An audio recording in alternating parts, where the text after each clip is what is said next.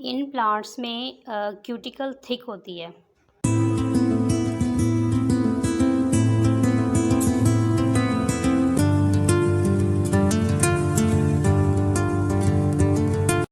अस्सलाम वालेकुम स्टूडेंट्स, आज हम होम्योस्टेसिस का सेकंड लेक्चर स्टार्ट कर रहे हैं।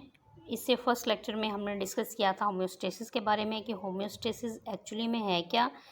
तो होम्योस्टेसिस जो है वो ऑस्मो रेगुलेशन इन प्लांट आज हमारा टॉपिक है। तो होम्योस्टेसिस के बारे में हमने लास्ट लेक्चर में डिस्कस किया था। होम्योस्टेसिस एक्चुअली में क्या है कि maintenance of internal temperature as compare to external environment. ठीक है, एक्सटर्नल इन्वायरमेंट में कोई भी चेंज आ जाए, हमने इंटरनल इन्वायरमेंट को जो मेंटेन करना है। ठीक है, तो ओस्मो इसकी हमने 3 टाइप्स पढ़ी थी, ओस्मो रेगुलेशन, एक्सक्रीशन और थर्मो रेगुलेशन।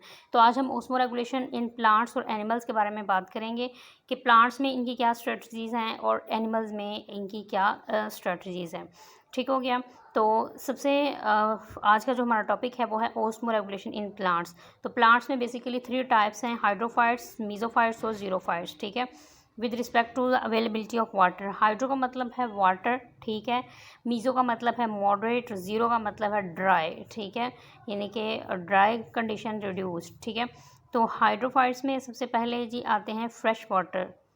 फ्रेश वाटर जो प्लांट्स हैं वो हाइड्रोफाइट्स में आएंगे। ठीक है, जो फ्रेश वाटर में पाए जाएंगे। ठीक है, अब इनके अंदर कुछ अडेप्टेशन होती हैं as compare to their availability of water. तो इनमें सबसे पहले जी लीफ सरफेस एरिया बहुत ज़्यादा लार्ज होता है। किस लिए लार्ज होता है? ताकि ट्रांसपायरेशन का रेट जो है वो बहुत ज़्यादा हो, ताकि मैक्सिमम वाटर की जो है वो रिमूवल हो, क्योंकि वो पानी के अंदर उनका माहौल क्या है कि वो पानी में रह रहे हैं, पानी की अवेलेबिलिटी बहुत ज़्यादा है वाटर की उनको। तो वो क्या करेंगे, उनका लीफ सरफेस एरिया बहुत ज़्यादा होगा, वो ट्रांसपायरेशन का रेट बहुत ज़्यादा होगा, उनके लीफ की सरफेस बहुत चौड़ी होगी, चिपटे चौड़े उनके लीव्स होंगे। ठीक है, और उनके ऊपर स्टोमेटा अपर वाली साइड पे होंगे। ठीक है, तो उससे क्या होगा कि मैक्सिमम वाटर लॉस होगा from the aerial parts of plant body. ठीक हो गया। अब इसमें इसकी एग्जांपल में आते हैं हाइड्रिला। ये आपकी बुक पे नहीं है, ये मैं आपको वैसे एक्स्ट्रा बता रही हूँ कि इसकी एग्जांपल हाइड्रोफाइट्स के एग्जांपल में आते हैं हाइड्रिला। उसके बाद अगर हम लीफ के स्ट्रक्चर की बात करें तो लीफ का स्ट्रक्चर कुछ इस तरह से होता है कि अपर एपिडर्मिस होती है, फिर लोअर एपिडर्मिस होती है। ठीक है, और ये दरमियान में जो है वो इनके पैरेन्काइमा सेल्स और कोलेनकाइमा और स्क्लेरेनकाइमा वगैरह सेल्स होते हैं। ठीक है, तो ये है जी हमारी अपर एपिडर्मिस। ठीक हो गया, और ये है जी लोअर एपिडर्मिस।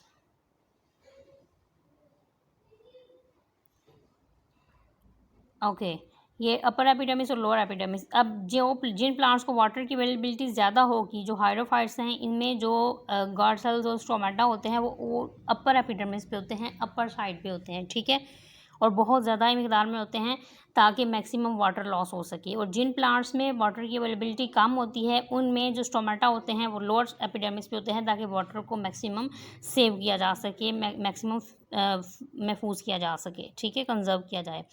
तो ये हाइड्रोफाइट्स थे। ठीक है, इस एग्जांपल में हाइड्रेला आते हैं। ठीक हो गया।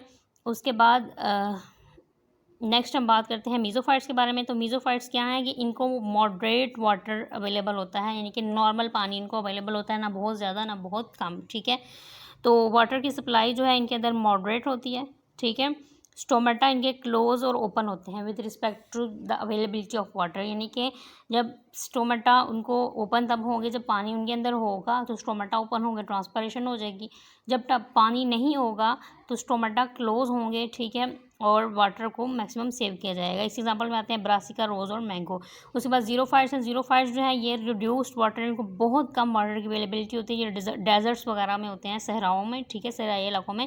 तो इनमें ट्रांसपायरेशन का रेट बहुत कम होता है। अब इनके लीव्स के ऊपर एक और अडेप्टेशन होती है कि लीव्स के ऊपर एक शाइनी सी लेयर होती है जिसे हम बोलते हैं क्यूटिकल।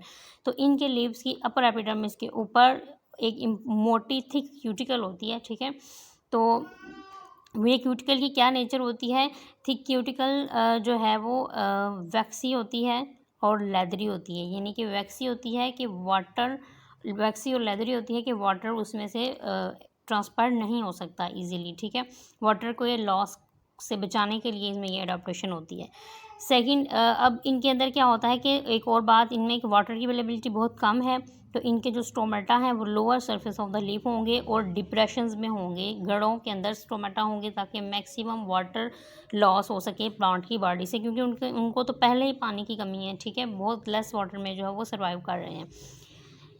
अब जी नंबर फर्स्ट ये है। नंबर सेकंड, इनमें क्या अडेप्टेशन आती है कि डेजर्ट सीज़न में, जब सहराई सीज़न होता है, जब खुश्क सीज़न होता है, तो वो अपने लीव्स को शेड कर देते हैं, अपने पत्तों को गिरा देते हैं, ताकि ट्रांसपायरेशन का रेट नहीं हो सके, ट्रांसपायरेशन नहीं हो सके और वाटर लॉस ना हो सके प्लांट की बॉडी से। दूसरा क्या करते हैं, ये रेनी सीज़न में क्या करते हैं, अपने स्टेम्स के अंदर जो है वो स्टोर कर लेते हैं वाटर को, बहुत ज़्यादा वाटर की अमाउंट को अपने अंदर स्टोर कर लेते हैं, जो कि ड्राई सीज़न में, ड्राई कंडीशंस में जो है वो उनके काम आता है, ठीक है। और जब बहुत ज़्यादा ड्राई कंडीशन हो जाती हैं तो ये अपने लीव्स को शेड कर देते हैं। ये इनके अंदर कुछ अडेप्टेशंस हैं जी। तो नेक्स्ट हम बात करते हैं ऑस्मो रेगुलेशन इन एनिमल्स में। एनिमल्स में ऑस्मो रेगुलेशन कैसे होती है, ठीक है, तो इसके बारे में हम डिस्कशन करते हैं कि ऑस्मो रेगुलेशन एनिमल्स में कैसे होती है। तो with respect to osmoregulation जो है वो, इनमें 2 टाइप्स हैं, ऑस्मो कन्फर्मर्स और ऑस्मो रेगुलेटर्स, ठीक है। अब ऑस्मो कन्फर्मर्स वो हैं जिनमें बॉडी फ्लूइड्स जो हैं वो आइसोटोनिक होते हैं विद एक्सटर्नल इन्वायरमेंट, यानी कि इनका बॉडी का जो टेम्परेचर है, बॉडी का फ्लूइड का जो फ्लूइड सॉल्वेंट की जो कंसनट्रेशन है वो with respect to their environment होगी, अपने माहौल के मुताबिक होगी। इनको कोई भी ज़रूरत नहीं होती अपने इंटरनल कंडीशंस को एडजस्ट करने की, they no need to adjust their internal condition. उसके बाद ऑस्मो रेगुलेशन लेटर्स की बात करते हैं, तो इनमें बॉडी फ्लूइड्स कंसनट्रेशन जो है वो डिफरेंट होती है फ्रॉम आउटसाइड इन्वायरमेंट, यानी कि बाहर डिफरेंट है, अंदर डिफरेंट है, इनको रेगुलेट करना पड़ेगा, ठीक है। They need to adjust their internal condition. अब इनमें क्या होता है कि जब हाइपोटोनिक सिचुएशन होती है, यानी कि इनके अंदर विद इन दीज एनिमल्स अगर हाइपोटोनिक सिचुएशन होगी तो ये एक्सेस, क्योंकि हाइपोटोनिक में पानी बहुत ज़्यादा होता है, ठीक है, तो ये हाइपोटोनिक सिचुएशन में जो है वो डिस्चार्ज करेंगे एक्सेस वाटर को, और हाइपरटोनिक सोल्यूशन में ये क्या करेंगे, एक्सट्रीट करेंगे साल्ट को, यानी कि बहुत ज़्यादा साल्ट की कंसंट्रेशन ज़्यादा है तो इसलिए साल्ट को एक्सट्रीट करेंगे। Thank you.